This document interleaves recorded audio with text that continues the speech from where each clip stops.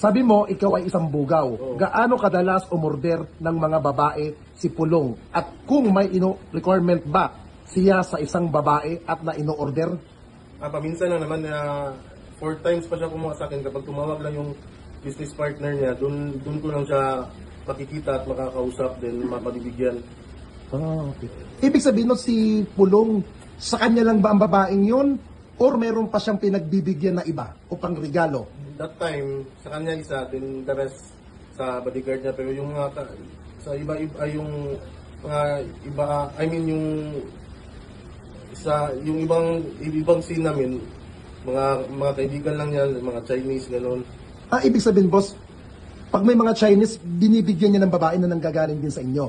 Parang gano'n. Opo. Ulitin ko sa yung isang katanong. Ano ang mga requirement sa babae? Wala naman, basta lang yung bago, then hindi nila kilala, then yung hindi magulo.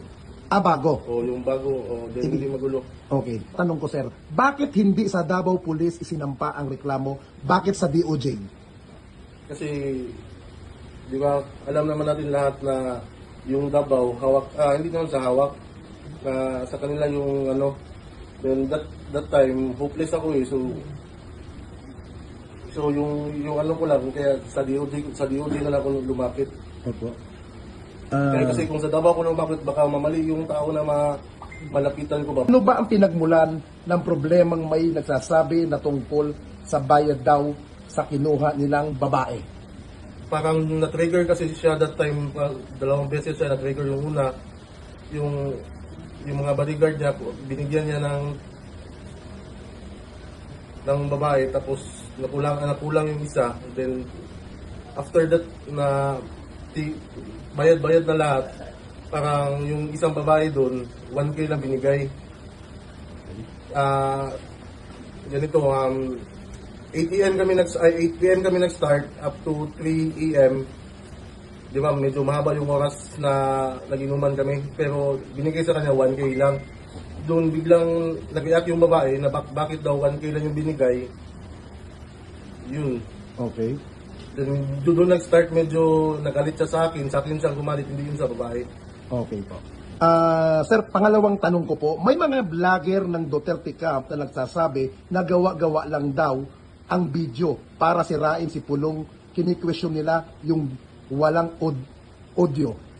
Paano nila masabi ng gawa-gawa na hindi man natin yung bar? Then sabay kami that time pumasok ng bar, galing sa bahay galing sa Woodridge to bar. Then yun, sabay kami that up to nalasing siya.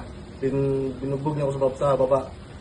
Okay. Almost 2 hours niya ako binugbog doon. Buti na lang may CCTV din. Yun.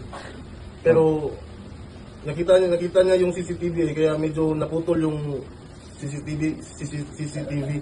Opo. Nung time na binugbog po kayo na sinasabi nyo, pinatanggal niya ba yung CCTV? Nung nasa baba na kami, yung parang napansin niya na may CCTV, yun tinanggal, pina-off niya. Opo. Pero after that, 2 hours niya ako binugbog eh. Opo. Paano po kumalat? Sino pong naglabas po nun? Yun nga yung hindi ko na alam eh. Okay po.